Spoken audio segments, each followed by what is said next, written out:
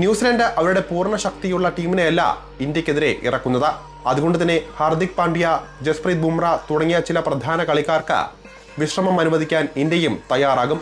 അന്താരാഷ്ട്ര തലത്തിൽ യുവതാരങ്ങൾക്കും ഭാവി താരങ്ങൾക്കും അവസരം നൽകാനും അവരെ പരീക്ഷിക്കാനും ഇത് അനുയോജ്യമായ സമയമായി കണക്കാക്കും ഇന്ത്യ. T20 ലോകകപ്പിന് ഹാർദിക് പാണ്ഡ്യയും ജസ്പ്രീത് ബുംറയും ഫിറ്റ്നസ് നിലനിർത്തേണ്ടത് പ്രധാനമാണ് ഇന്ത്യക്ക്.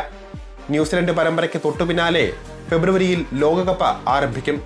ഈ ടൂർണമെന്റിന് മുൻപ് തന്നെ ഇന്ത്യ കിവീസിനെതിരെ ആകെ 8 മത്സരങ്ങളാണ് കളിക്കുന്നത്. അതുകൊണ്ട് തന്നെ T20 ലോകകപ്പിന് മുൻപ് ഏറ്റവും പ്രധാനപ്പെട്ട 2 കളിക്കാരായ ബുംറ, പാണ്ഡ്യ എന്നിവർ ഫിറ്റ്നസ് നിലനിർത്തേണ്ടത് അത്യാവശ്യമാണ്. ന്യൂസിലൻഡ് പൂർണ്ണശേഷിയുള്ള ഏകദിന ടീമിനെ ഇറക്കാത്തതിനാൽ ഇന്ത്യക്ക് ഈ 2 പേർക്കും വിശ്രമം നൽകാൻ കഴിയും.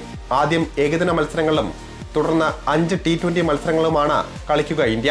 അതുകൊണ്ട് തന്നെ അവസാന നിമിഷത്തെ പരിക്കുകളും ഫിറ്റ്നസ് പ്രശ്നങ്ങളും ഒഴിവാക്കാൻ പാണ്ഡ്യയെയും ബുംറയെയും 8 മത്സരങ്ങളിലും കളിപ്പിക്കരുത് എന്നാണ് ഇന്ത്യയുടെ പ്ലാൻ.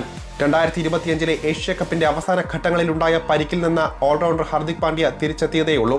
അതിന് പിന്നാലെ ദക്ഷിണാഫ്രിക്കയ്ക്കെതിരായ ഏകദിന മത്സരങ്ങളിൽ പാണ്ഡ്യയ്ക്ക് വിശ്രമവും നൽകി. പൂർണ്ണ ഫിറ്റ്നസ് വീണ്ടെടുത്ത ശേഷം മാത്രമാണ് T20 മത്സരങ്ങളിൽ തിരിച്ചെത്തിയത്. പുറംവേദനയെ തുടർന്ന് 2025 ചാമ്പ്യൻസ് ട്രോഫി ജസ്പ്രീത് ബുംറയ്ക്ക് നഷ്ടമായിരുന്നു.